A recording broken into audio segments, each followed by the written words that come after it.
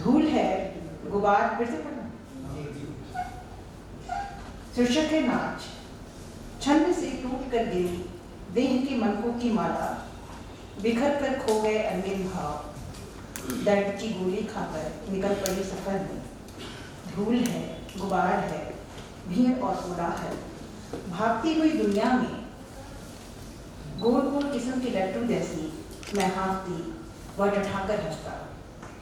कितना अंतर है मेरी और उसकी दुनिया में। वह हंस सकता है दुनिया के बेढप नाच पर, वह हंस सकता है फेरी वाले के अगरम बगरम आवाज पर। मैं दर्द में डूबी पतली रस्सी पर, शरीर में भारी लंबा लट लिए लड़की की भूख देखती। हिलती हुई रस्सी पर संतुलन बनाते पैर, उसके लिए असंतुलित दुनिया में संतुलन भर लट्टू का नाच। मैं फेरी वाले के अजीबोगरीब मुखखनी पर देखती उसकी पीठ पर लगा बाजार।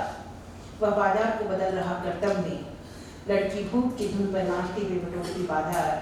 नाचती हुई दुनिया के बीच हाँकती दुनिया, नाच है कि थमता ही नहीं। उगना, छोटी सी कविता है। कहीं भी उग जाना, बीज की जिद, जमीन का सुख, मन का जैसे फिर जाना किसी उदास दिन में। उगना एक ऐसी क्रिया है जो आदमी को मरने नहीं देती।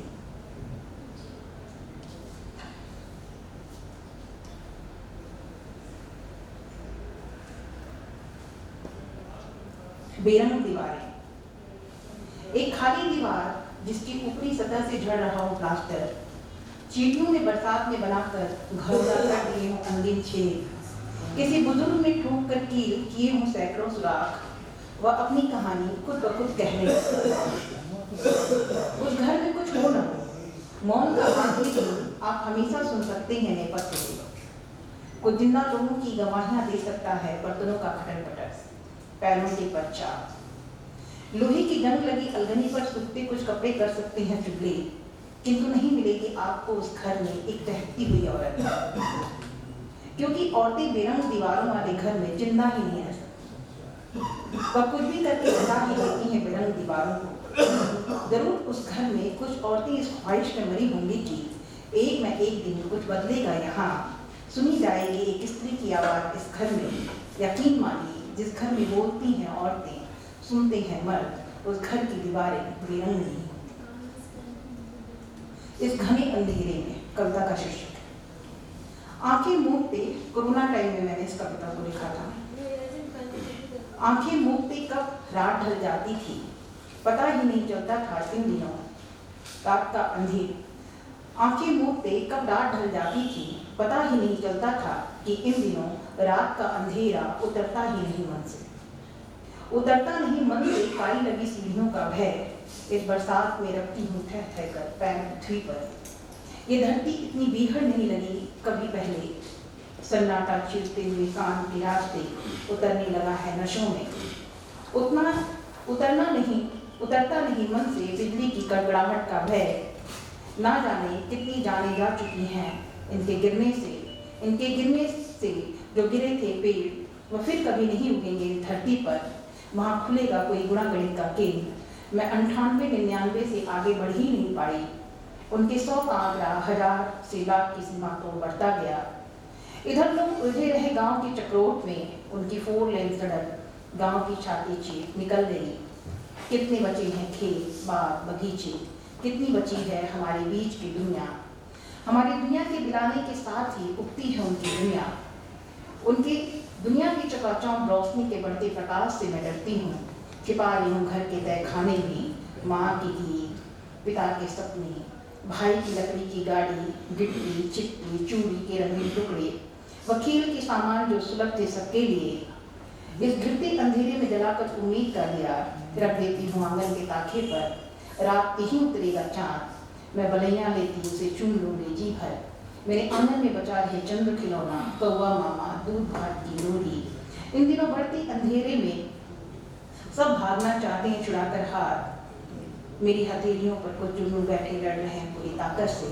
बबूल की झाड़ ही सही, थोड़ी सी चुभन ही सही, थोड़ी सी जलन ही सही, हम सह लेंगे दर्द की सारी हदें, लड़ते हुए अपने अपने अंधेरे से। मूर्तियों का सत्य, अगली कविता का शीर्षक।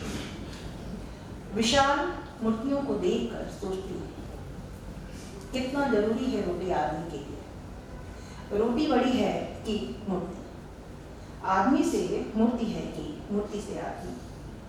और इस तरह सोचते पाया कि विकास यात्रा में रोटी और आदमी से बड़ी होंगी मूर्तियाँ, क्योंकि मूर्तियाँ ही बताती हैं इतना विनाश के बाद खोजे जत्थों को कभी हुआ करती थी उसी जगह मुट्ठी भर अमीरों के बीच भूखी नंगी आदमी की कौमें मन मिट गई मूर्तियाँ बनाती।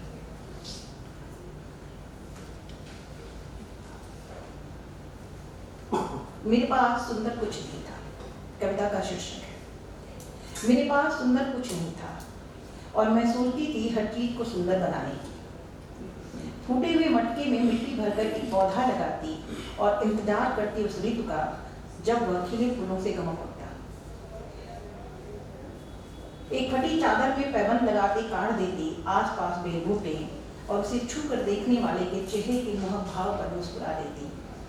प्लास्टर छोड़ की दीवार पर टांग देती राधा कृष्ण के महाराज का चित्र, ताकि जीवन में बचा रहे प्रेम आखिरी निवाले तक। जानती थी ईश्वर कुछ नहीं देता, फिर भी कहती थी सबसे कि वह देगा एक न एक दिन छप्पर फाड़ कर, ताकि सबकी नजरों में उम्मीद के जुगनू टिमटिमाते रहे। मेरे पास सब कुछ था बेरख, पतझड़ के मौसम सा नीरस और रुबाब, टूट कर शाख से गिरे पत्तों सा खड़खड़ाता जीवन कभी भी रौंदा जा सकता था किसी के पैरों तले। फिर भी मैं उम्मीद से भरी युवती रही बाण बसंत की, धोखे से भरी दुनिया में भले किसी ने नहीं थामी वक्त पर मेरी उंगली, मैं हर गिरते को लपक कर उठाती रही। कुछ हो न हो मेरे पास, भले लोग हंसते मेरे पटिहाली पर, मैं जानती हूँ अपनी अमीरी, इसलिए रोज एक कविता लिखकर तकिए के नीचे दबा सो जाती हूँ। अगले दिन वह एक सपना बन लटक जाता है दरवाजे पर। जीवन अंतिम कविता का शीर्षक है।